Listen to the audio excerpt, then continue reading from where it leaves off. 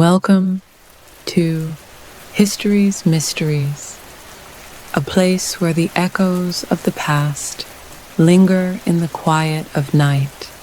Here, forgotten worlds awaken softly, and the stories of time unfold like dreams. So settle in, breathe deeply, and let history whisper you to sleep. The Curse of the Hope Diamond.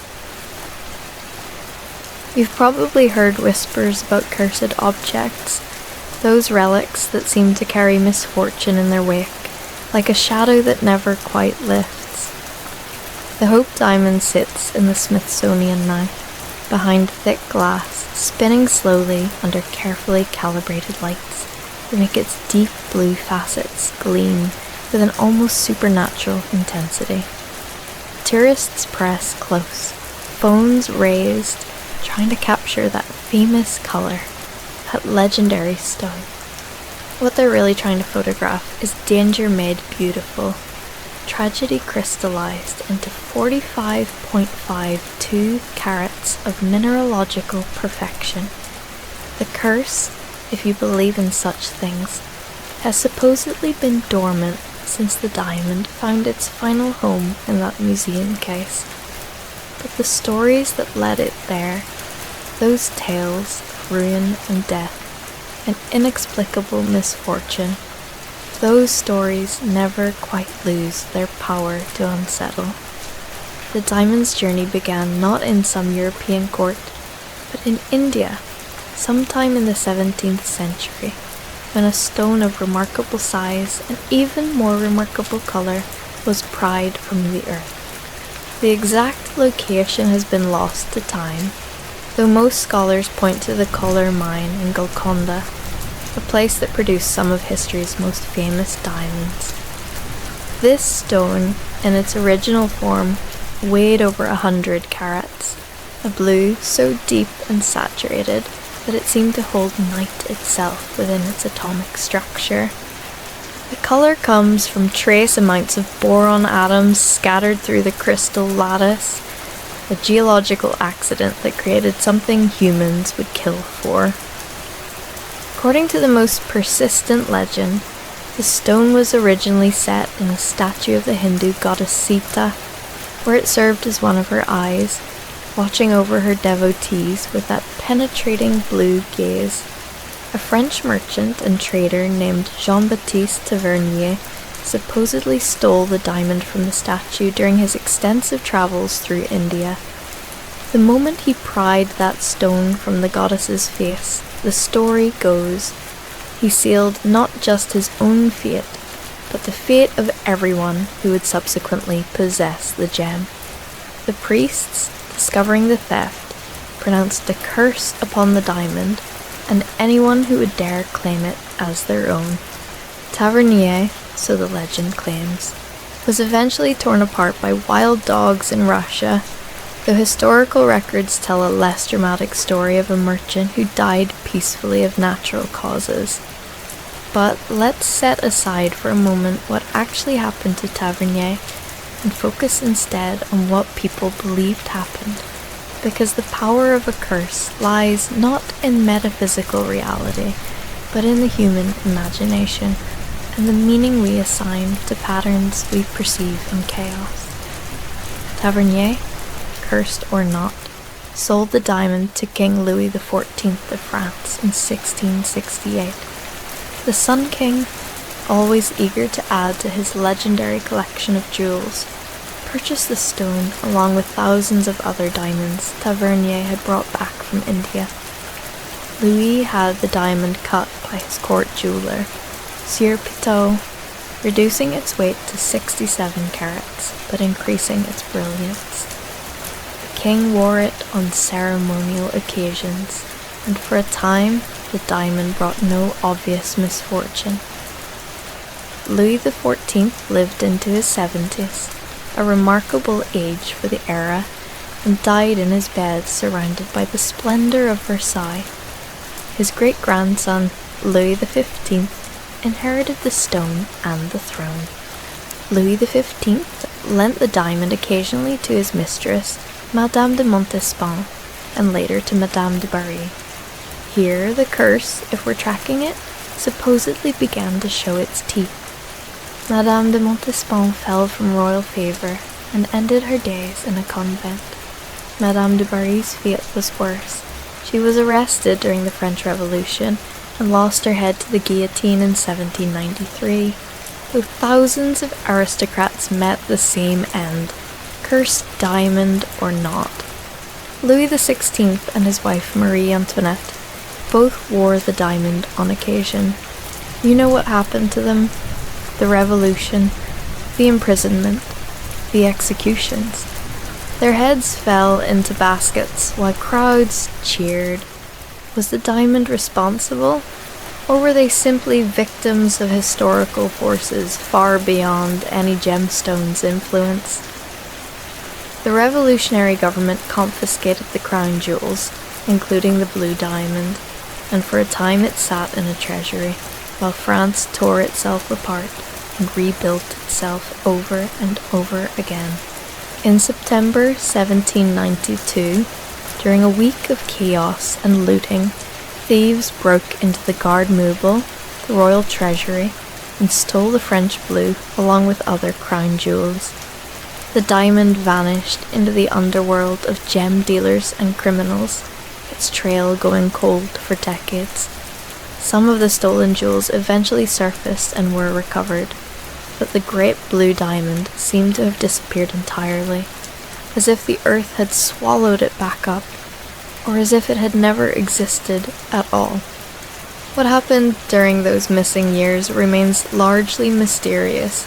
The diamond had to have been recut to disguise its identity and make it easier to sell. Somewhere, a gem cutter sat down with perhaps the most famous diamond in Europe and deliberately destroyed its original form, grinding away carats of priceless stone to create something new, something that couldn't be immediately recognized. That recutting probably happened in London, which was the center of the diamond trade at the time.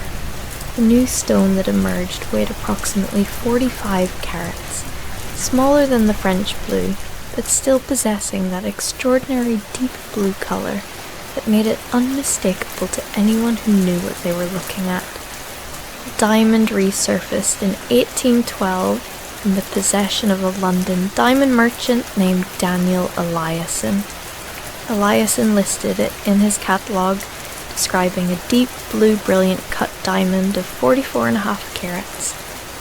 Historical gemologists have compared drawings and descriptions of the French blue with the dimensions and characteristics of what would become the Hope diamond, and the consensus is that they are the same stone, recut to avoid identification. How Eliasson acquired it, who cut it, and what happened in the 20 years between its theft and its appearance in his catalogue remains unknown. Perhaps someday documents will surface that fill in those gaps, or perhaps the secret died with the people who engineered the diamond's transformation. Eliasson sold or passed the diamond to King George IV of England, adding another monarch to the stone's list of owners. George IV was a collector and a spendthrift who accumulated vast debts over his lifetime. When he died in 1830, deeply in debt and not particularly mourned, his possessions were sold to cover what he owed. The diamond was acquired by Henry Philip Hope, a wealthy London banking heir and gem collector, sometime around 1839. Hope's ownership gave the diamond the name it still carries today. He added it to his extensive gem collection, displaying it occasionally, but mostly keeping it secure. When Henry Philip Hope died in 1839, the diamond passed to his nephew Henry Thomas Hope, and then eventually to Henry Thomas's grandson, Lord Francis Hope. Lord Francis Hope had a talent for making poor decisions. He married an American actress named May Yohe, and their marriage quickly turned contentious. Francis's financial situation deteriorated rapidly, his gambling and spending far outpacing his income. Desperately needing money, he sought permission to sell the famous diamond. British law at the time made it difficult for heirs to sell parts of entailed estates, but Francis persisted, and in 1901 he finally received permission to sell the Hope diamond. The sale brought him $154,000, a substantial sum, but far less than the diamond was worth. The money didn't save him. His marriage collapsed. May Yohei left him for another man, and Francis ended his days in reduced circumstances, a formerly wealthy aristocrat brought low by debt and poor judgment. May Yohei, the actress who had briefly been the wife of the Hope Diamond's owner, told reporters years later that the diamond was definitely cursed, and that touching it had brought her nothing but misfortune. She claimed that every person associated with the diamond suffered terrible fates. Of course, by the time she was making these claims, the curse narrative had become part of the diamond's mystique, and claiming to be a victim of the curse was a way of explaining away the ordinary human feelings that had actually destroyed her marriage and her finances. People want their tragedies to mean something, to be part of a larger story, rather than just the predictable consequences of their choices.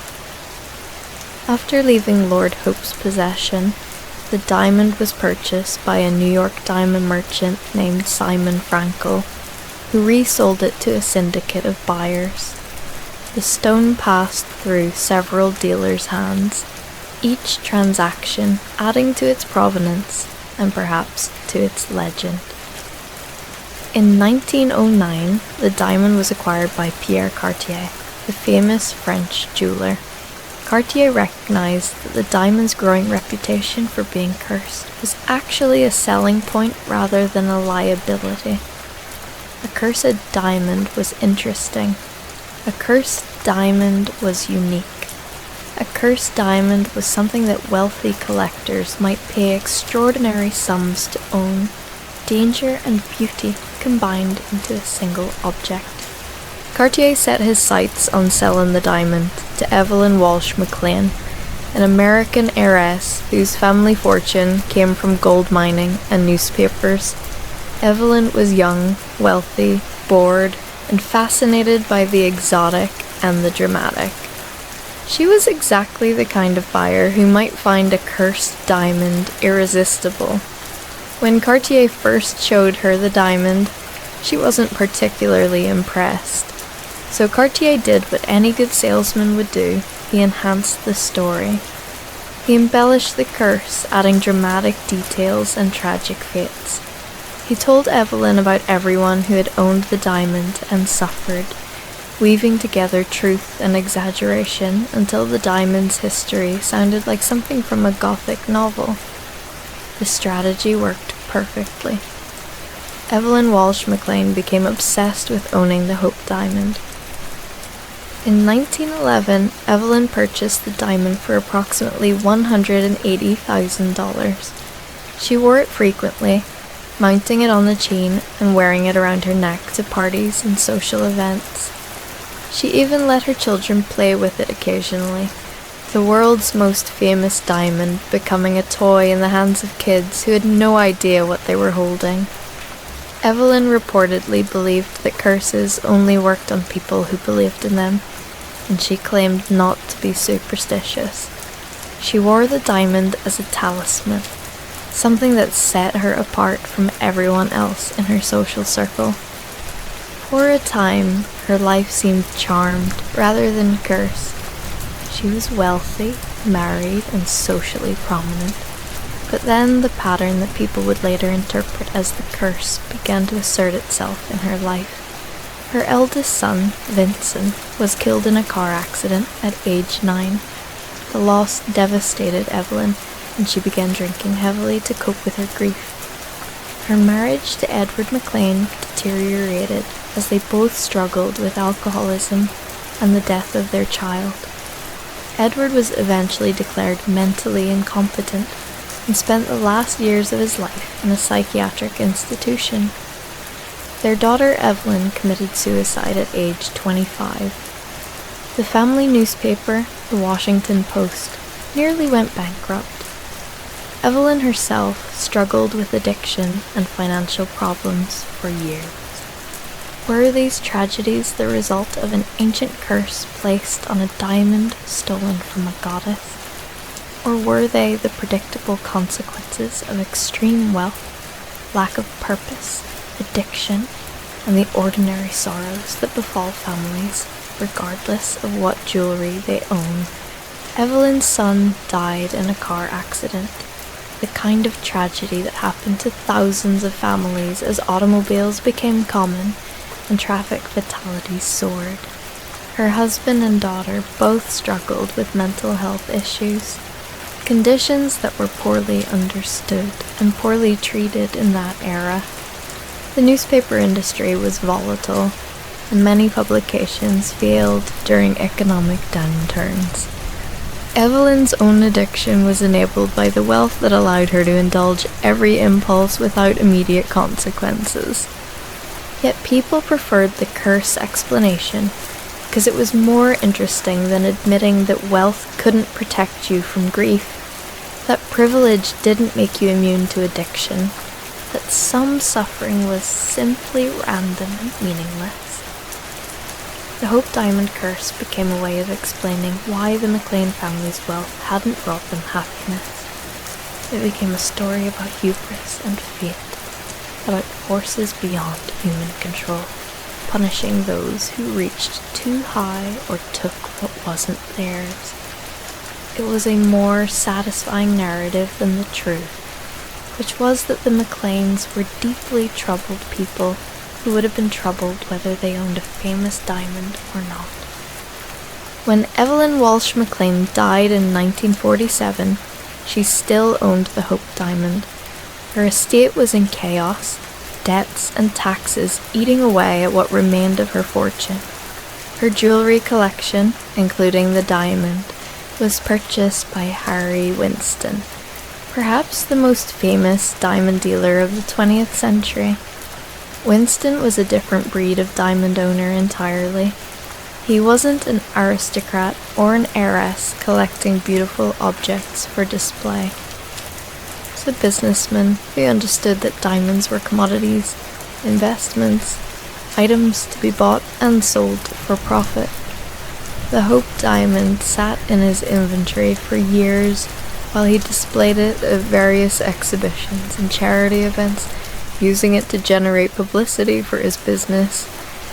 Winston seemed entirely immune to the curse, if it existed.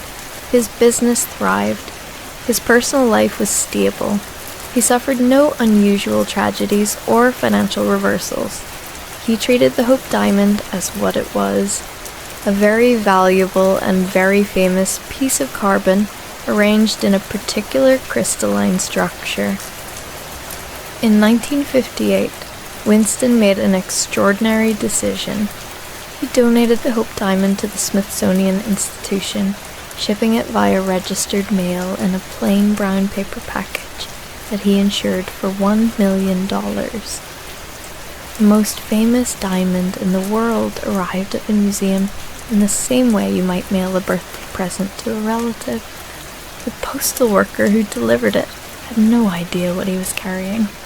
The Smithsonian accepted the diamond and placed it on display in the National Museum of Natural History, where it has remained ever since. Millions of people have viewed it over the decades, pressing close to the case, taking photos, reading the placard that explains its history and mentions the famous curse. The diamond sits there under lights that make it glow. Its deep blue color is extraordinary as ever. All that atomic boron still working its magic on the light that passes through the crystal structure. You can visit it any day the museum is open. You can stand there and look at it as long as you want. The curse, if it ever truly existed, seems to have finally been broken. But has the curse really ended, or has it simply changed form? The diamond sits in a museum now, owned by no one and everyone, a public trust rather than a private possession. Perhaps curses, like everything else, must evolve with changing times. The Smithsonian has never reported any unusual misfortunes befalling its staff or visitors as a result of displaying the diamond. The museum doesn't suffer mysterious financial troubles or experience supernatural phenomena in the mineral hall. The guards who watch over it don't report feeling oppressed or sensing malevolent presences. The diamond is simply there, beautiful and famous and completely inert, a piece of geological history that happens to have an interesting past. Science tells us exactly what the Hope Diamond is and why it appears the way it does. It's a type 2b diamond, meaning it contains boron impurities that absorb red, yellow, and green light, while allowing blue light to pass through. This gives the diamond its signature color, a vivid grayish blue that appears slightly different depending on the lighting conditions. Diamond also exhibits red phosphorescence, meaning it glows red for a few seconds after being exposed to ultraviolet light. This property, while scientifically interesting, contributed to the diamond's reputation for being somehow supernatural or magical. Imagine showing someone in the 18th century a blue diamond that glowed red in the dark. They'd have no framework for understanding what they were seeing except magic or curse. The size of the diamond is also significant to understanding its history and its legend. At 45.52 carats, it's large enough to be immediately noticeable, but not so large as to be unwearable. You could mount it on a necklace or a brooch and actually wear it to events, which is exactly what many of its owners did. Larger diamonds often become too valuable to wear, kept in vaults and brought out only for major ceremonial occasions. The Hope Diamond was big enough to be impressive, but small enough to be part of someone's regular jewelry collection. This meant it was handled more, worn more, incorporated more fully into its owner's daily lives, which in turn meant there were more opportunities for the owner to experience misfortunes that could be attributed to the stone. If we step back and look at the curse legend critically, patterns emerge that suggest how such stories develop and persist. First, most of the people who owned the diamond were already members of extremely high-profile families or social circles. Kings, aristocrats, wealthy heiress, and socialites. These are people whose lives were inherently dramatic and well documented. When something bad happened to them, people noticed and remembered. When Louis XVI and Marie Antoinette were executed, it was global news. When Evelyn Walsh McLean's son died or her daughter committed suicide, newspapers covered it extensively. The diamond's owners weren't ordinary people experiencing ordinary misfortunes in obscurity. They were famous people experiencing very public tragedies. Second, life in earlier eras was simply more dangerous and unpredictable than modern life. Child mortality was high, medical care was primitive, political violence was common, financial ruin could come suddenly through circumstances entirely beyond individual control. The French aristocrats who wore the diamond didn't die because the diamond cursed them. They died because France underwent a revolution that systematically executed its aristocracy. The Hope family members who struggled financially didn't suffer because of a curse, but because managing inherited wealth across generations is difficult, and many wealthy families eventually lose their fortunes through poor investments, overspending, or simple bad luck. Third, curse legend was actively promoted by some of the people involved in buying and selling the diamond because it made the stone more interesting and more valuable. Pierre Cartier deliberately embellished the curse story when trying to sell the diamond to Evelyn Walsh McLean. Newspaper reporters writing about the diamond played up the curse angle because it made for better stories than dry recitations of who owned what gem. The curse became part of the diamond's brand, a marketing tool that enhanced its mystique and justified its high price. A cursed diamond was worth more than an ordinary diamond, even if that curse existed only in stories people told. Fourth, confirmation bias plays an enormous role in curse legends. When something bad happens to someone who owns the supposedly cursed object, people say the curse struck again. When nothing bad happens, or when something good happens, people ignore it or explain it away. Harry Winston owned the Hope Diamond for years and experienced no tragedies, but this doesn't disprove the curse in believers' minds, because they can simply say Winston was too practical or too irreverent to be affected, or that the curse was dormant during his ownership. Any evidence that contradicts the curse can be rationalized away, while any evidence that supports it, no matter how circumstantial, is seized upon as proof. The modern visitor to the Smithsonian, standing in front of the diamond's case, has to reconcile two competing narratives. One is the curse story, that tale of stolen property and divine retribution, of misfortune following the stone through centuries and across continents, leaving a trail of destroyed lives in its wake. The other is the scientific and historical account, which explains the diamond as a remarkable mineral specimen with a well-documented provenance, beautiful and valuable certainly, but ultimately just an object with no inherent power to influence human affairs. Most visitors probably hold both narratives simultaneously, enjoying the thrill of the curse story while recognizing intellectually that curses aren't real. But what if we're thinking about curses all wrong? What if the Hope Diamond really is cursed, not through supernatural means, but through the very human, psychological, and social processes its existence triggers? Consider what possessing such an object does to people. It marks them as special, sets them apart, makes them targets for envy and theft. It represents such enormous wealth that it distorts relationships and decision-making. It demands to be displayed, to be shown off, which draws attention and scrutiny that can be dangerous.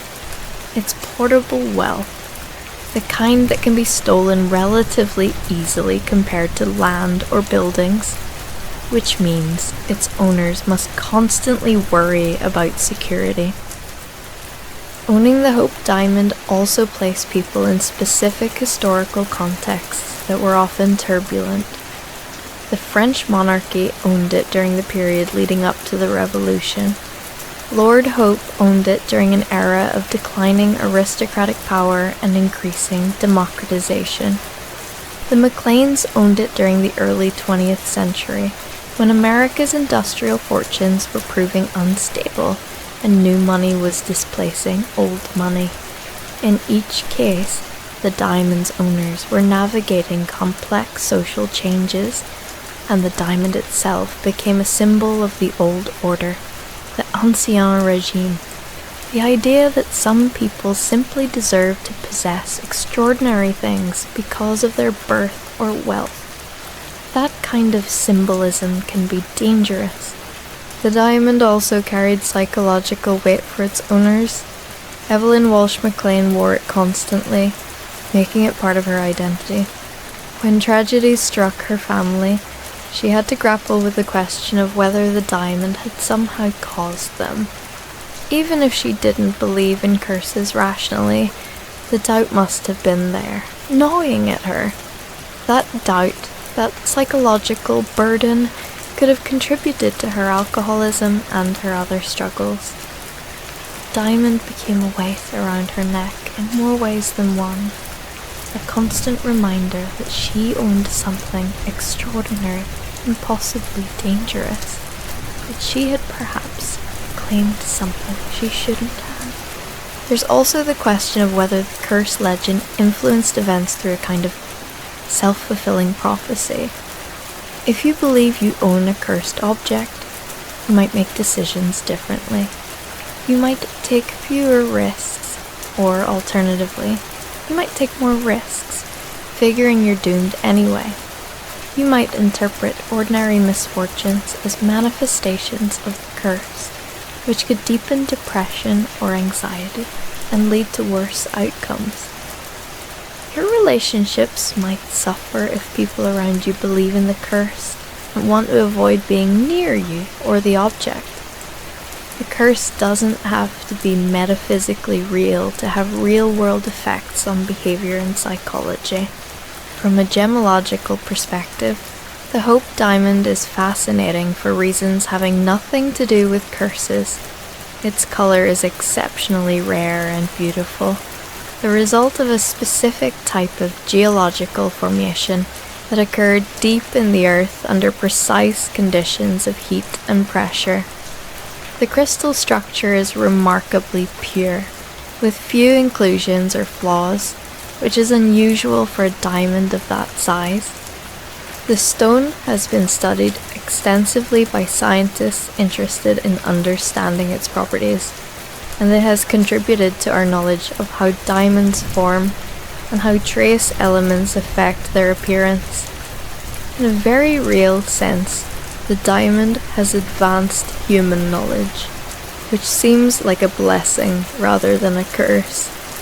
The diamond's journey also tells us something about how we value objects and construct meaning around them. The stone itself hasn't changed in any fundamental way since it was formed billions of years ago.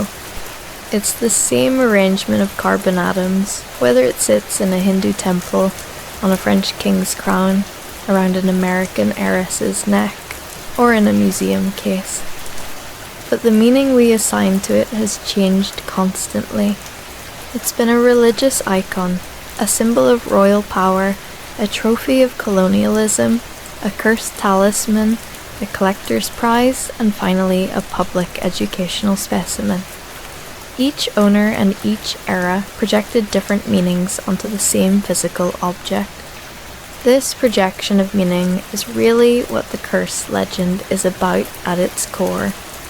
The story of the Hope Diamond curse is a story about how humans try to make sense of suffering and misfortune by creating narratives that impose order on chaos. When bad things happened to people who owned the diamond, observers looked for patterns and causes. The curse provided both. A simple explanation that tied disparate tragedies together into a coherent story with a clear beginning in that supposed temple theft. The real explanation for why Louis XVI was executed, or why Evelyn Walsh McLean's son died, complicated historical forces, medical randomness, human error, was far less satisfying than a curse that explained everything. The persistence of the curse legend also reveals something about what we want from our stories about wealth and power. There's a deep human desire to believe that ill-gotten gains will be punished, that those who take what isn't theirs will suffer consequences, that the universe has some built-in justice mechanism. The Hope Diamond curse legend serves this psychological need perfectly. It suggests that you can't simply steal something sacred and beautiful and expect to enjoy it without consequences. It promises that there are forces beyond human law that will exact revenge for violations of cosmic order. This is a comforting thought for people who see injustice go unpunished in the real world. Yet the actual history of the diamond suggests a more mundane reality. Most of its owners did suffer various misfortunes, but so does everyone given enough time. The question isn't whether bad things happened to people who owned the diamond. It's whether bad things happened at rates significantly higher than statistical chance would predict for people of similar social position and era. When you control for factors like the high mortality rates of pre-modern eras, the political instability of revolutionary periods, and the personal problems common among the extremely wealthy, the diamond's owners don't appear unusually unlucky. They appear normally lucky for their circumstances, which is to say they experienced a mix of fortune and misfortune that falls within expected parameters. The diamond's time in the Smithsonian has lasted longer now than many of its previous ownerships. It's been on display since 1958, weathering decades without apparent incident. The museum hasn't suffered unusual misfortunes.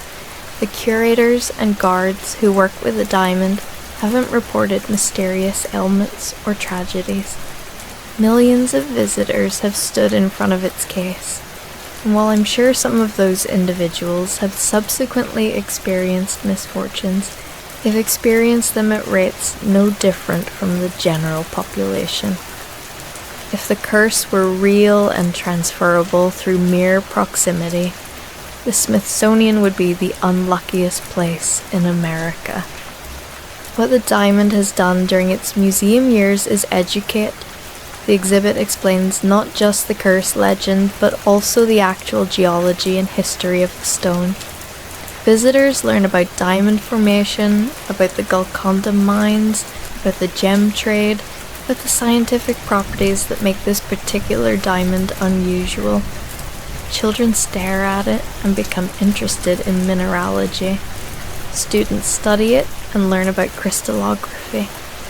The diamond has become a teaching tool, serving a purpose beyond simply being beautiful or valuable. Perhaps this is its best fate, neither cursed nor hoarded, but shared with everyone who wants to see it.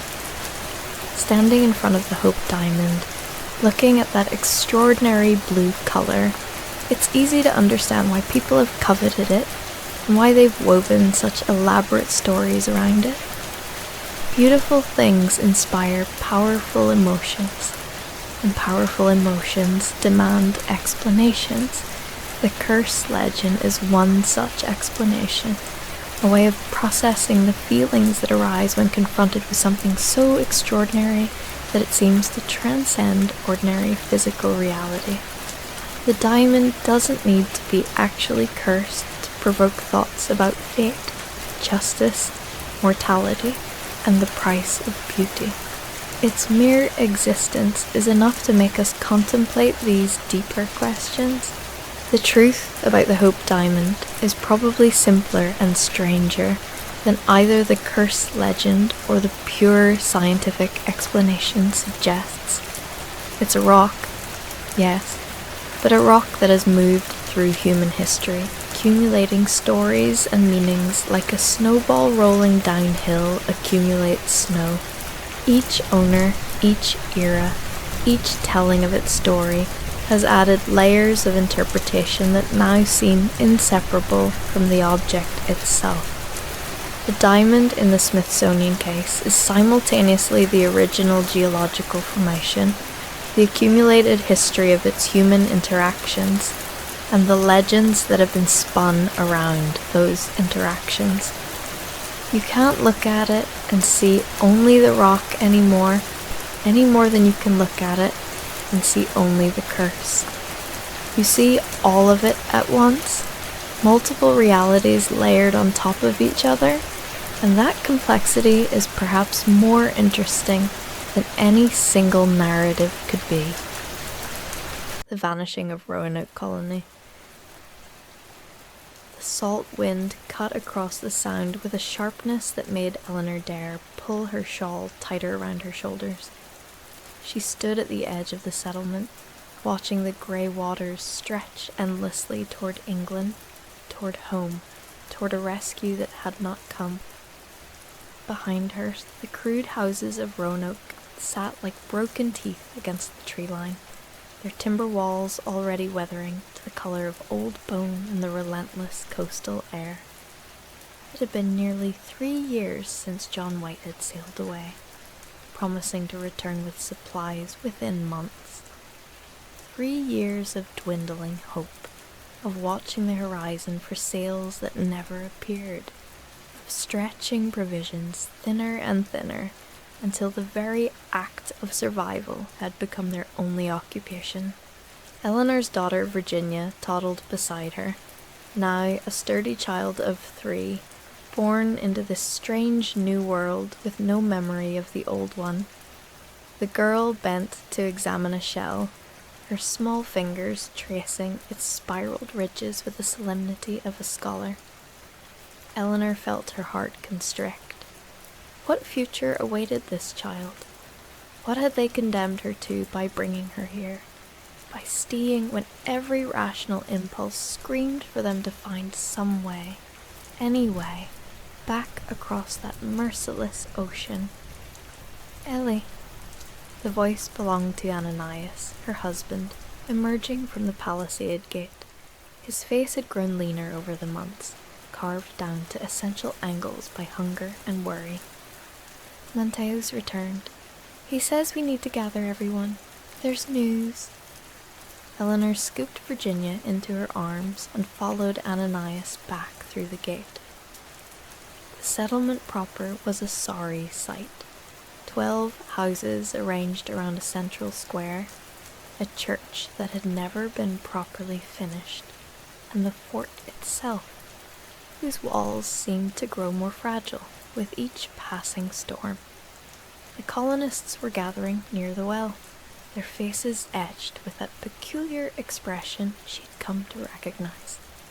Hope and dread in equal measure, the two emotions so intertwined they'd become indistinguishable.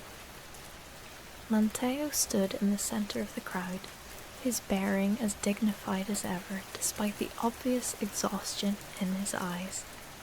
He was Croatoan, one of the few natives who had remained friendly to the English settlement, and over the years he had become more than just their interpreter. He was their lifeline, their only connection to understanding this land they'd so presumptuously claimed. "The Sekatan are moving," Manteo said without preamble. His English had become flawless over his time with him, though he retained a cadence that made each word sound like it carried more weight than an Englishman's speech. "Not just one village, all of them.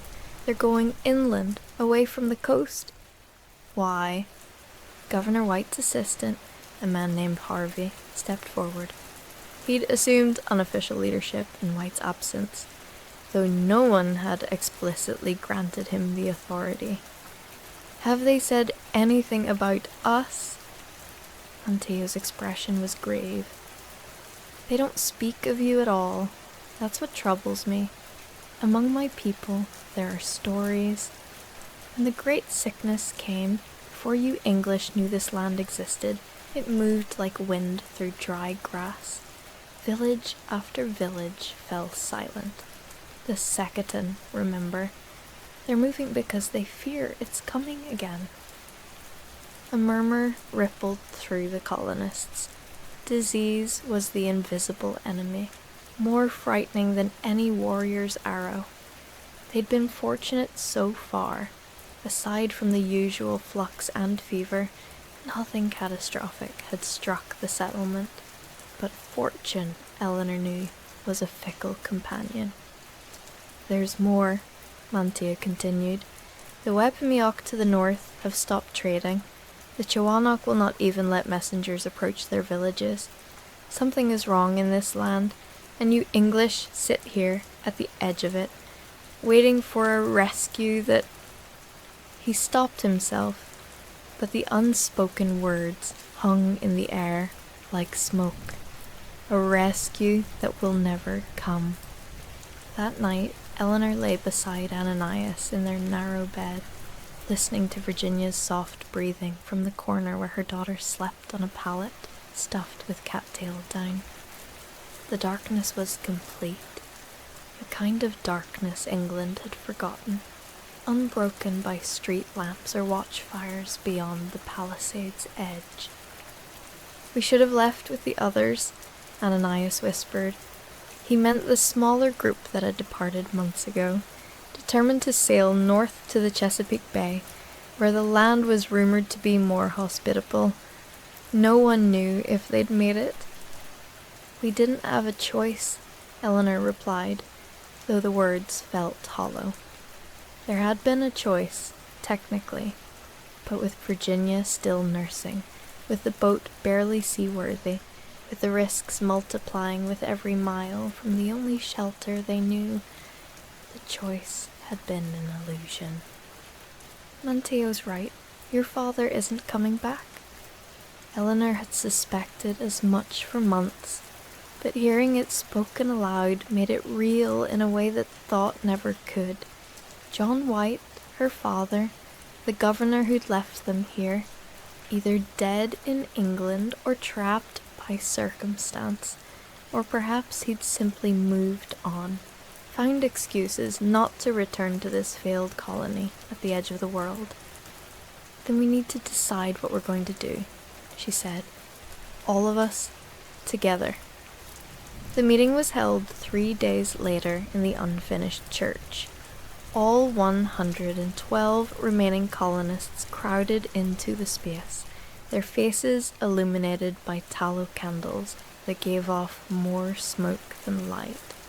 The air was thick with the smell of unwashed bodies and fear.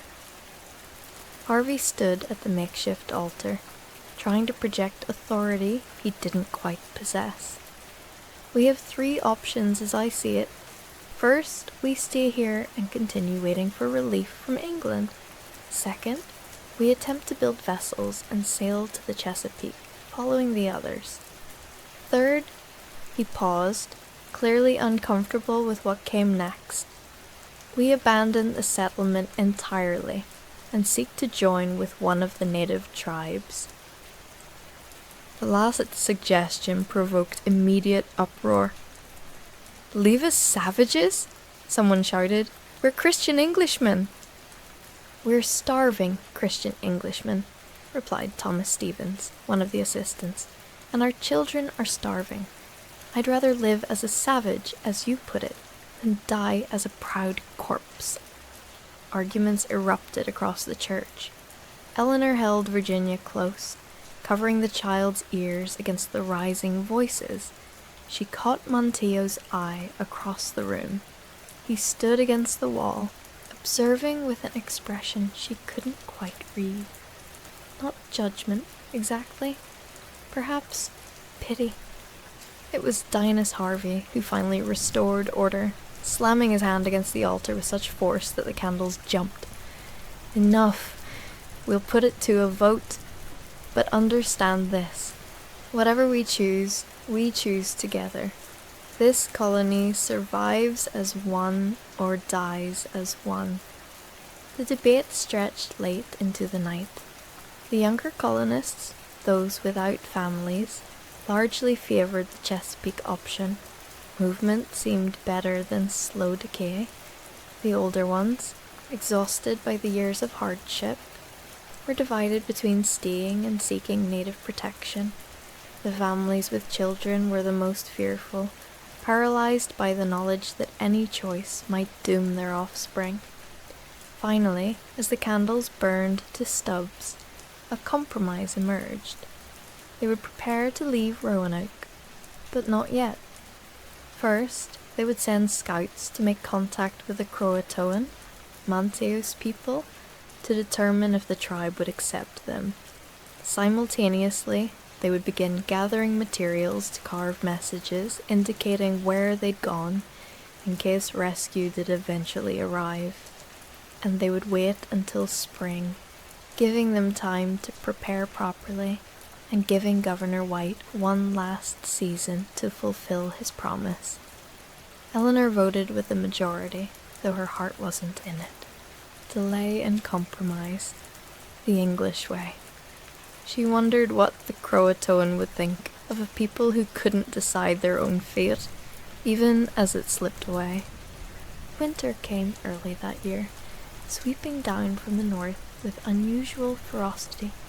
The sound froze in places, something Manteo said he'd never seen before. Cold crept through every gap in the timber walls, and the colonists burned through their firewood at an alarming rate.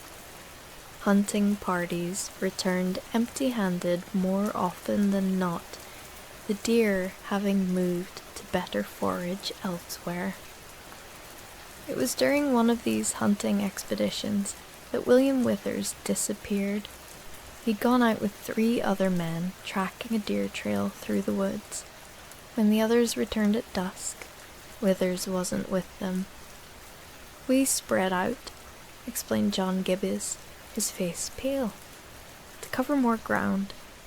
When we called for him to regroup, there was no answer. We searched until the light failed, but—" He trailed off helplessly. Search parties went out the next morning. They found Withers' musket propped against a tree, his powder horn beside it, carefully placed as if he'd set them down intentionally. But of the man himself, there was no trace. No signs of struggle, no blood, no footprints leading away through the snow. It was as if he'd simply evaporated. The disappearance cast a pall over the settlement darker than any winter storm. People began to remember other strange occurrences, tools that went missing and reappeared in different locations, sounds in the forest that didn't match any known animal. The sensation of being watched when working outside the palisade, things that had seemed like imagination or coincidence, now took on sinister significance. "My people have stories," Manteo said when Eleanor asked him about it. They were alone in the storehouse, taking inventory of the dwindling grain supplies. About the forest swallowing people, not killing them, swallowing them, taking them into itself. But these are old stories from before my grandfather's time. "Do you believe them?" Manteo was quiet for a long moment, measuring out another pound of cornmeal. "I believe that this land is older than your people understand. You see a forest and think it's just trees. You see the sound and think it's just water. But everything here has presence, awareness. Does that sound like madness to you?" "A month ago, I would have said yes," Eleanor admitted. "Now I'm not sure what I believe anymore." The winter deepened. 3 more colonists died, 2 from fever, 1 from an injury that festered despite all attempts at treatment. They buried them outside the palisade, the frozen ground requiring hours of labor to dig each grave.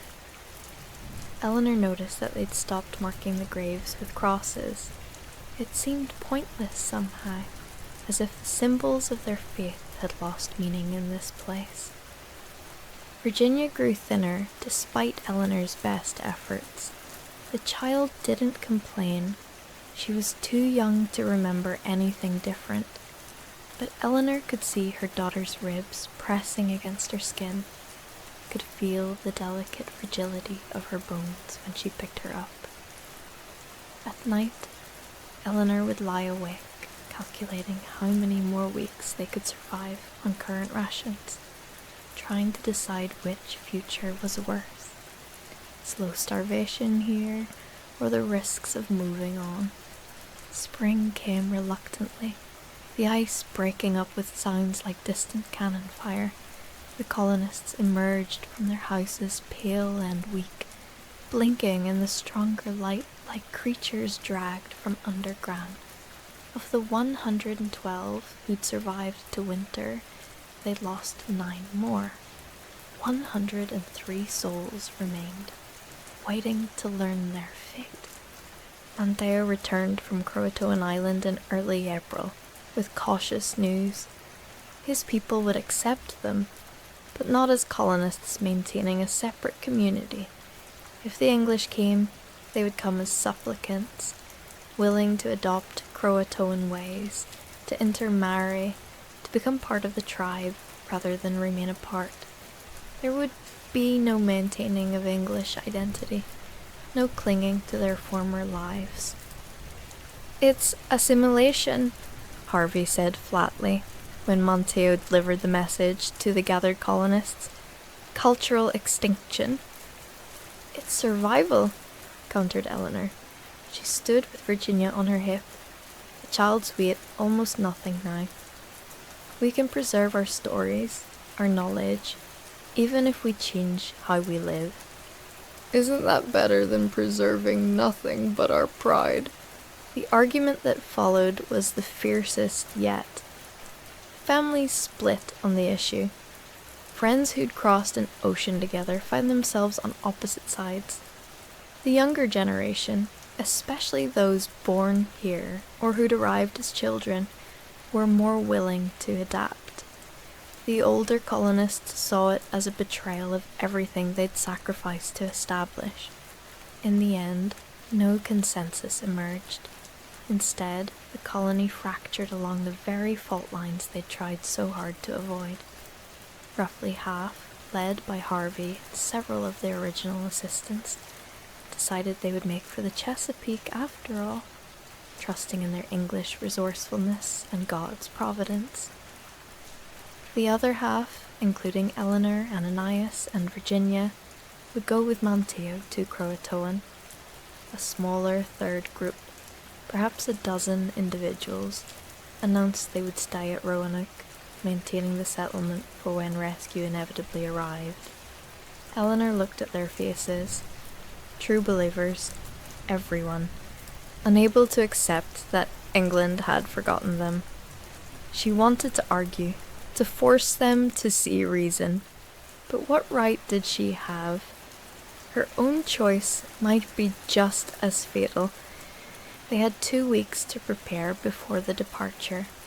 In that time, the colonists transformed from a single reluctant community into 3 separate groups, each convinced of their own path's righteousness and skeptical of the other's chances.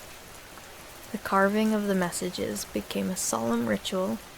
They had decided to leave markers indicating where each group had gone, carved into the palisade posts and the trees nearby. For those going to Croatoan, the word was simple: Croatoan, cut deep into the wood.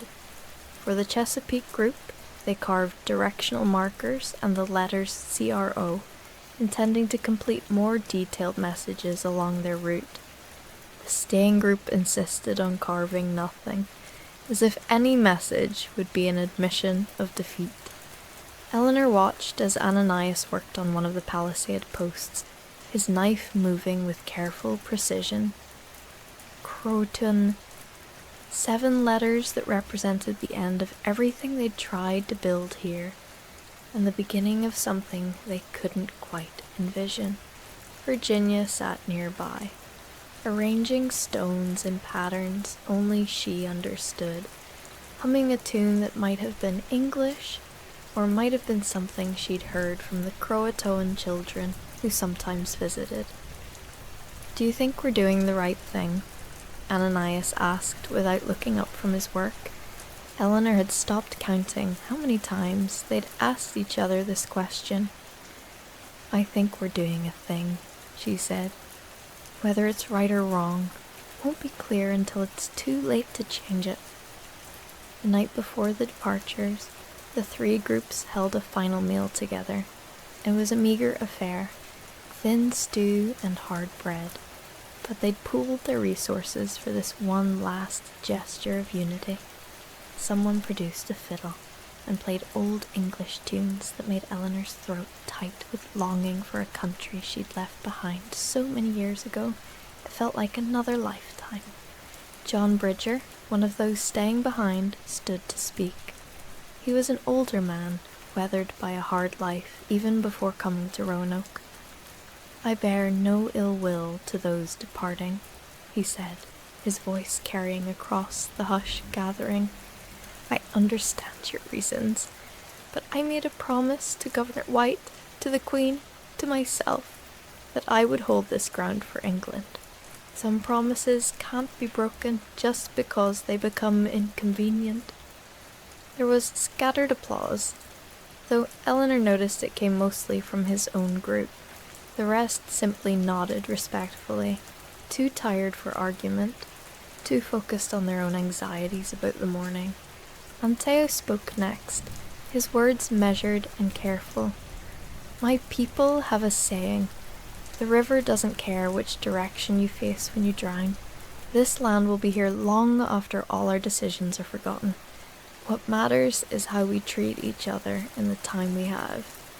You English have strange ways, but you've also shown honor and friendship.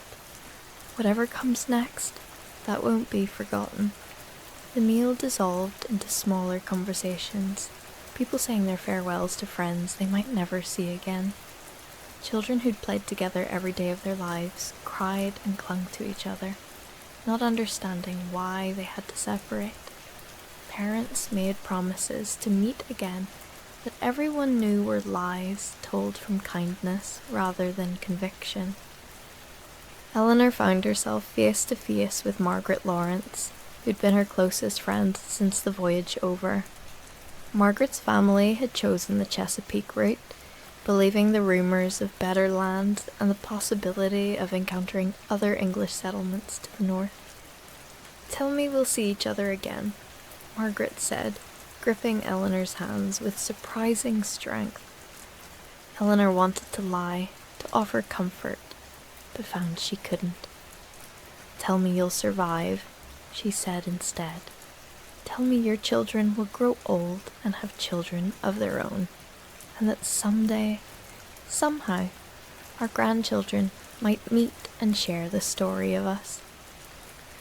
They held each other for a long moment, two women who'd crossed an ocean together, born children in a wilderness, and watched dreams crumble like sand. When they separated, both were crying, but neither apologized for it. Departures began at first light. The Chesapeake group left first, 47 people loading their possessions onto rough carts and hoisting packs onto their backs. They'd managed to construct 2 small boats from salvaged timber, barely seaworthy but sufficient for coastal travel. Their plan was to move north along the barrier islands, then inland when they found the right passage. Eleanor stood with the others watching them go, trying to memorize faces that were already beginning to fade into the morning mist. Harvey led the column, his back straight with determination or stubborn pride. It was hard to tell which. The children looked back over their shoulders, waving until their parents urged them forward. By noon, the Chesapeake group had vanished into the forest, and it was time for the Croatoan party to depart. 43 colonists remained with Manteo, including Eleanor's family. They travelled lighter than the others, having been advised by Manteo to leave behind most of their English possessions. You can't live between 2 worlds, he'd told them. The weight will drown you. Still, Eleanor had secreted away a few treasures. Her mother's ring, a small Bible, a lock of hair from Virginia's first cutting. Things to remember who they'd been, even as they became someone new. The journey to Croatoan Island took 3 days. They moved south along the barrier islands, through maritime forests of twisted live oaks, and across tidal marshes that sucked at their boots. Manteo led them confidently, knowing every trail and shortcut, pointing out edible plants and warning them away from dangerous animals. On the second night, they camped on a beach with the Atlantic rolling endlessly before them. Virginia fell asleep in Eleanor's arms almost immediately, exhausted by the day's travel. Eleanor sat with Ananias, watching the waves catch the moonlight. "I keep thinking about the ones who stayed," Ananias said. 13 people in that empty settlement, waiting for a rescue that's never coming. What will they do when winter comes again? Eleanor had been trying not to think about it, but the image haunted her. Bridger and the others growing thinner and more desperate, watching the horizon with fading hope, until one by one they succumbed to hunger or disease or simple despair. She wondered if they'd maintain the settlement to the end, or if eventually they'd abandon it too, scattering into the forest to die alone. "Maybe rescue will come," she said, but the words were ash in her mouth. They reached Croatoan Island on the afternoon of the 3rd day, crossing the sound in canoes provided by Monteo's people. The Croatoan village was larger than Eleanor had expected. Perhaps 60 structures arranged around a central plaza with cultivated fields spreading inland. Children ran along the shore to greet them, shouting in their own language, while adults emerged from houses to observe the new arrivals with cautious curiosity. Monteo's mother, a woman named Akayan, stepped forward to welcome them. She was perhaps 60 years old, her face mapped with lines that spoke of laughter and sorrow in equal measure. She spoke in Croatoan, with Monteo translating, though Eleanor suspected the old woman understood more English than she let on. "You come to us with empty hands and full hearts," Akayan said through her son. "This is good. Those who come grasping cannot receive. We will teach you our ways, and perhaps you will teach us some of yours, and together we will see what grows from this planting." The integration was not easy. The colonists were assigned to different families within the tribe, dispersed throughout the village rather than kept together. Eleanor's family was placed with Monteo's extended household, which included his mother, 2 sisters, their husbands, and a small constellation of children whose exact relationships to each other Eleanor couldn't quite follow. The first challenge was language. Virginia, with the plasticity of childhood, picked up Croatoan words almost immediately, chattering with the other children in an increasingly hybrid tongue. Eleanor and Ananias struggled more, their adult minds resistant to new patterns. Monteo was patient, but he made it clear that learning Croatoan wasn't optional. "You can't belong to a people whose words you don't speak," he told them. The second challenge was work. The English concept of labour was different from the Croatoan way.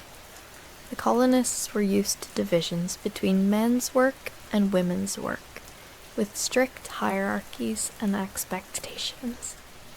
The Croatoan had their own divisions, but they were more fluid, and the work itself was constant, attuned to the seasons and the land in ways the English had never managed. Eleanor learned to cultivate the 3 sisters, corn, beans, and squash, planted together in a symbiotic arrangement. She learned to weave baskets from river cane and identified dozens of plants by their uses: food, medicine, tool making, spiritual practice. Her hands, already calloused from years at Roanoke, developed new toughnesses, new capabilities. Ananias learned to fish with weirs and traps, to hunt with bow rather than musket when powder grew too precious to waste. He learned to read the weather in ways that made English predictions seem like children's guessing games. He learned patience. The native hunters could sit motionless for hours, becoming part of the landscape, while Ananias fidgeted and scared away game. Virginia simply learned to be a child of 2 worlds, or perhaps of no particular world at all. She played with the Croatoan children, invented hybrid games that combined English and native elements, and seemed utterly untroubled by the transformation overtaking her family. Sometimes Eleanor would watch her daughter and realize she could no longer distinguish what was English about the child and what was something new entirely. Months passed. Summer came with its oppressive heat and violent thunderstorms. The colonists worked alongside their Croatoan hosts, attending festivals they didn't fully understand, participating in rituals that made some of them uncomfortable, but which they endured out of gratitude and necessity. Some adapted well, others struggled with every aspect of their new lives. Thomas Archard, one of the younger colonists, married a Croatoan woman named Liara in a ceremony that blended English and native customs. It was a strange affair. Eleanor couldn't help but think of it that way, with Christian prayers mixing with Croatoan songs, English vows spoken alongside promises Eleanor only partially understood. But when she looked at the couple's faces, she saw genuine affection, perhaps even love, and something in her heart eased slightly. Others were less successful. Robert Wilkinson, an older colonist who'd been a landowner in England, never reconciled himself to his reduced status. He complained constantly about the lack of privacy, the savage customs, the degradation of English people living like natives. In September, he simply disappeared. Search parties found no trace of him, and the general assumption was that he'd tried to return to Roanoke and gotten lost in the marshes. No one spoke of him after that. Eleanor noticed she thought less and less about the life she'd left behind. The daily demands of survival pushed aside nostalgia for England, for civilization, for all the things she'd once considered essential. She still missed her father, though the missing had transformed into something harder and more bitter. Not grief, but a kind of exhausted resentment at being abandoned. One evening in early autumn, as Eleanor was helping to prepare a feast for the harvest celebration, a Kayan sat beside her. The old woman's English had mysteriously improved over the months, or perhaps she'd simply decided it was time to stop pretending ignorance. "You are sad," Akayan said. It wasn't a question. Eleanor considered denying it, but found she lacked the energy. "I'm mourning," she said. "Mourning the life I thought I would have, the person I thought I was." Akayan nodded slowly. "This is wise. You cannot become new without letting the old self die. But you mourn too long, I think. The dead do not need so much attention. The living need you more." She gestured toward Virginia, who was helping the other children gather firewood, laughing at some joke Eleanor couldn't hear. The child was brown from the sun, wearing a simple shift that was more Croatoan than English, her hair loose rather than properly bound. She looked happy, she looked healthy, she looked nothing like an English girl. "Is she still mine?" Eleanor asked softly. "Or have I lost her too?" Akayan's response was unexpectedly sharp. "She was never yours. Children belong to themselves, to the future. You are only the vessel that brought her here. Now, this land claims her, and you must decide if you will let her go or try to hold her back and damage you both." The words stung, but Eleanor recognized the truth in them. She'd been clinging to Virginia as a reminder of who they used to be, using her daughter as an anchor to a past that no longer existed.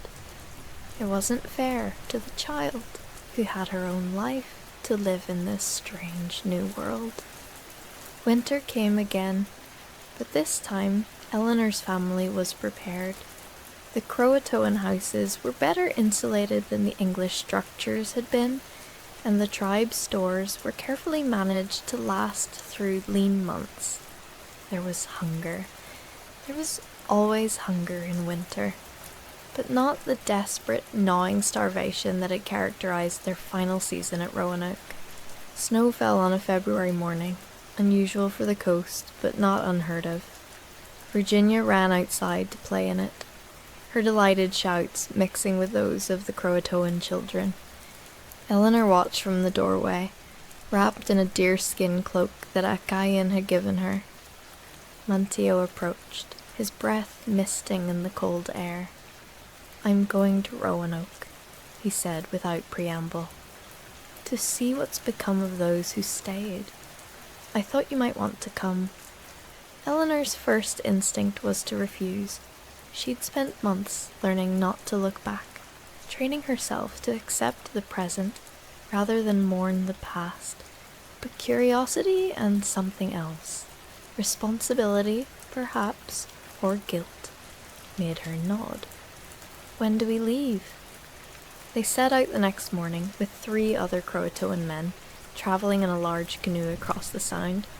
The water was grey and choppy, winter cold and hostile. Eleanor kept her eyes fixed on the northern shore, watching Roanoke Island emerge from the mist like a ghost of itself. The settlement was visible from the water, or rather, its absence was visible. The palisade stood intact, but something about it looked wrong. As they drew closer, Eleanor realized what she was seeing: emptiness. No smoke rose from the chimneys. No sounds of human activity carried across the water. The place had the peculiar silence of abandonment, of life interrupted and never resumed.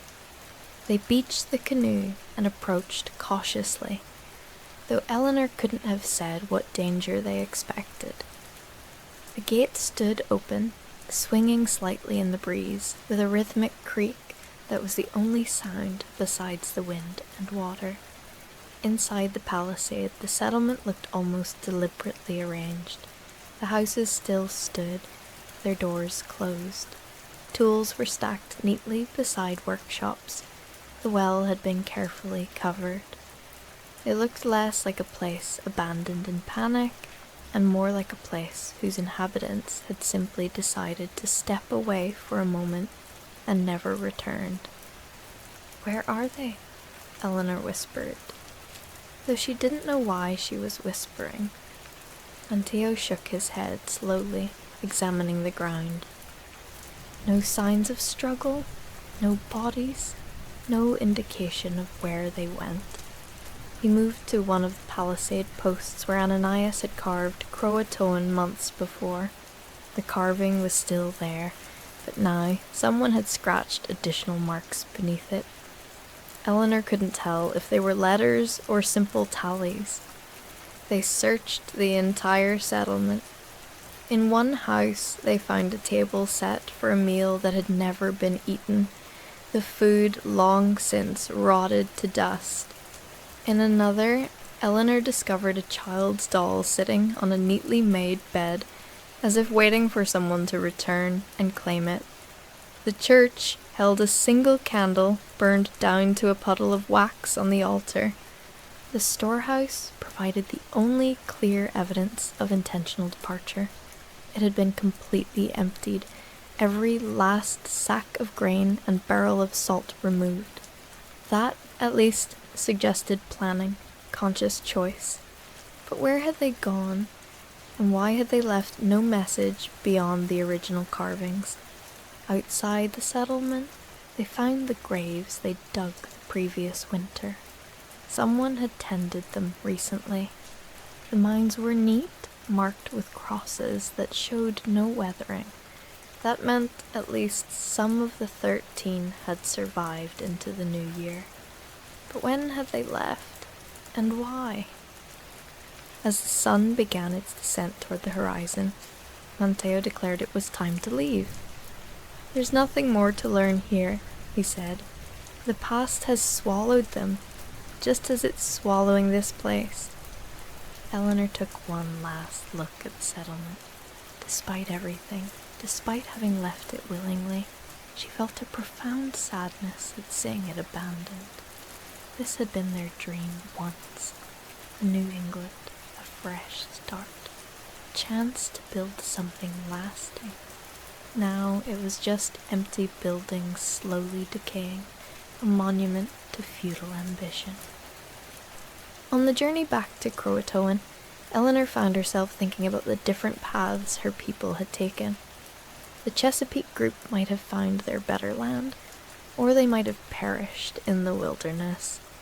The ones who'd stayed at Roanoke had apparently survived long enough to depart with some planning, but their ultimate fate remained unknown. And her own group, the ones who'd chosen assimilation, well, they were alive, but were they still English? Did that even matter? Years passed, measured not in calendars, but in seasons, in plantings and harvests, in storms weathered and children born. Virginia grew into a young woman who could speak Croatoan more fluently than English, who knew the names of plants her mother had never heard of, who moved through the world with a confidence Eleanor had never possessed at that age. She eventually married a man who was himself the child of mixed heritage, his father English from some earlier contact, his mother Hatteras. Their children would be something new entirely, carrying pieces of multiple worlds in their veins. Ananias adapted too, though more slowly. He kept his English name, but took a Croatoan one as well, as did all the colonists who stayed. He learned to find satisfaction in the seasonal rhythms of native life, in the collective nature of tribal existence.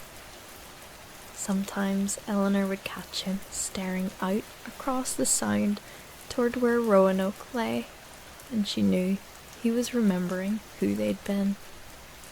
But those moments grew rarer as time passed. Eleanor herself became someone she wouldn't have recognized at 20. She learned healing from Achaean and other tribal women, became skilled at setting bones and brewing medicines. She taught reading and writing to those Croatoan who wanted to learn, creating a hybrid literacy that used English letters to record native words and stories. She helped negotiate when other English ships occasionally appeared, though these grew less frequent over the years as England's attention turned elsewhere. The other colonists similarly transformed. Some, like Thomas Archard, fully embraced their new identities and became indistinguishable from those born Croatoan. Others maintained more visible English elements, speech patterns, certain customs, small rituals practiced in private. But all of them changed, because change was the price of survival. One spring morning, perhaps 7 or 8 years after they'd left Roanoke, Eleanor was working in the fields when a runner arrived from the north with news. A group of strange people had been spotted in Chesapeake territory. Perhaps a dozen individuals speaking broken English and Algonquian, claiming to be remnants of the Roanoke colony. Eleanor's heart lurched. The Chesapeake group? The ones who'd stayed at Roanoke? Or perhaps someone else entirely? Manteo organized an expedition immediately. Eleanor insisted on joining, despite the journey's difficulty. They traveled north for days, moving through territories that required careful negotiation to pass safely. When they finally reached the Chesapeake village, where the strangers had been taken in, Eleanor barely recognized them as English at all. There were 11 of them, 4 adults and 7 children. They wore native clothing, spoke a jumbled mixture of languages, and carried themselves with the wary exhaustion of people who'd endured more than human beings should have to bear. The leader, a woman named Alice Chapman, who Eleanor vaguely remembered from Roanoke, stared at her visitors with something between hope and fear. "We're from the Croatoan group," Eleanor explained in English, the words feeling strange in her mouth after so long. "We've been living with Manteo's people. Are you from Chesapeake? From Roanoke?" Alice's laugh was bitter. "Both. Neither. We made it to the Chesapeake Bay, found the land just as unforgiving as Roanoke had been. Half our group died the first winter. The survivors split up. Some went further north, searching for Jamestown, though that was foolish, given the settlement hadn't been established yet when we left England." She paused, her expression distant. "I don't know what happened to them. The rest of us ended up here, accepted by these people out of pity, I think." "And the ones who stayed at Roanoke?" Eleanor had to ask. "Did you have any contact with them?" Alice shook her head. "We sent messengers back once, maybe 2 years after we'd left. The settlement was empty. We found the carvings, Croatoan, and assumed everyone had gone to you. You're telling me some stayed?" Eleanor explained about the 13 who'd remained, but returning to find the settlement abandoned with no clear indication of where its inhabitants had gone. Alice listened with an expression of profound weariness, as if the mystery was just one more weight added to an already unbearable load. "We're all ghosts," Alice said finally. "All of us who came here. The colony vanished, and we vanished with it. England's forgotten us. Maybe they tell stories about the lost colonists, but they've moved on. We're just footnotes to someone else's history." The words settled over the group like ash. Eleanor wanted to argue, to insist that they mattered, that their struggles and survival meant something, but she couldn't find the words, because Alice was right. They were ghosts. They'd ceased to be English the moment their rescue failed to arrive, but they couldn't quite become fully native either. They existed in the space between, belonging nowhere, completely. That night, the two groups shared a meal and stories. The Chesapeake survivors had their own tales of loss and transformation, of colonists who'd married into tribes, or wandered off into the wilderness, or simply given up and died. They spoke of children who'd forgotten English entirely, of adults who'd changed their names, of the gradual erasure of everything they'd tried to bring to this new world. Eleanor told them about life on Croatoan, about the integration and adaptation, about Virginia's children who would be the first truly American generation. Not English, not simply native, but something synthesized from both. She tried to make it sound hopeful, like a new beginning rather than an ending, but she wasn't sure she succeeded. "Will you come back with us?" Eleanor asked Alice. "Join us on Croatoan? There's room, and Manteo's people are generous." Alice considered it for a long moment before shaking her head. "We've settled here, made promises, formed connections. Moving again." She trailed off, but Eleanor understood. They were too tired for another transformation, another adaptation. Better to stay with the familiar, even if that familiar was itself strange. The expedition returned to Croatoan, carrying the knowledge that some of their former companions had survived, however precariously. It should have felt like a victory, but instead Eleanor felt only a deep melancholy. The colony hadn't just vanished, it had fractured into a dozen pieces, each going its own way, each becoming something unrecognizable. There would be no reunion, no restoration of what had been lost. There was only forward, into an uncertain future that looked nothing like the dreams that had brought them across the ocean. Eleanor lived another 20 years on Croatoan, long enough to see her grandchildren, and even one great-grandchild. She taught them all the English she could, told him stories of a country across the ocean that existed more in memory than reality.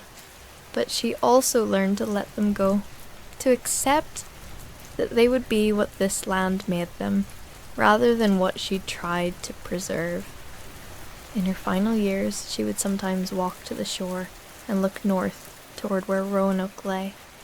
She'd think about the 13 who'd stayed, about their ultimate fate, about whether they had found whatever they were looking for, or simply wandered into the wilderness and disappeared. She'd think about the Chesapeake group and all its splinters, scattered across the coast like seeds that might or might not take root. She'd think about her own people on Croatoan, who'd survived by surrendering who they'd been. The mystery of the vanished colony would, she knew, outlive her. People would wonder what happened to those lost English settlers, would speculate about their fate, perhaps send expeditions to search for answers. But the truth was simpler and more complicated than any mystery. They hadn't vanished. They'd transformed. They'd made the impossible choices that survival demanded, and in doing so had become something new, something that couldn't be easily categorized or explained.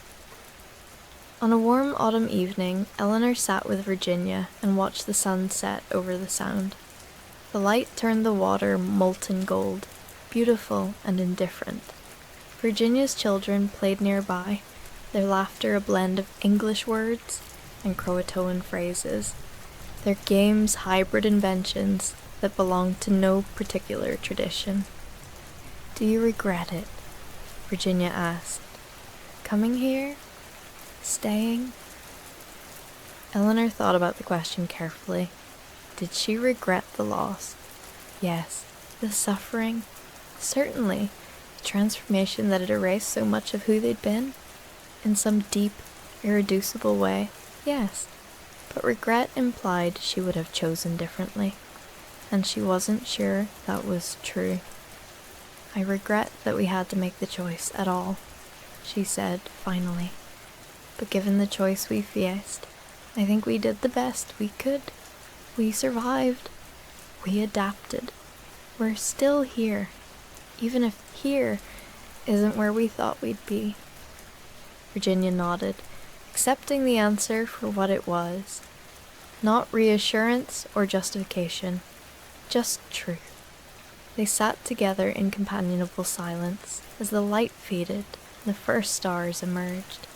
Two women spanning generations, belonging imperfectly to multiple worlds, carrying forward a story that would never be fully told because its ending was still being written in the lives of children who barely remembered that it had begun on a distant shore with ships and promises and doomed ambitions.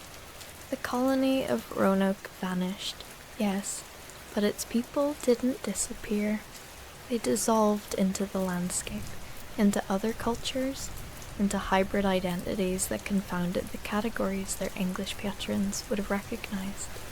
They became the land's secret, absorbed into its vast indifference, remembered only in carvings on trees and the faint traces of foreign blood running through tribal lines. And perhaps that was the truest form of colonization after all. Not conquest, but surrender.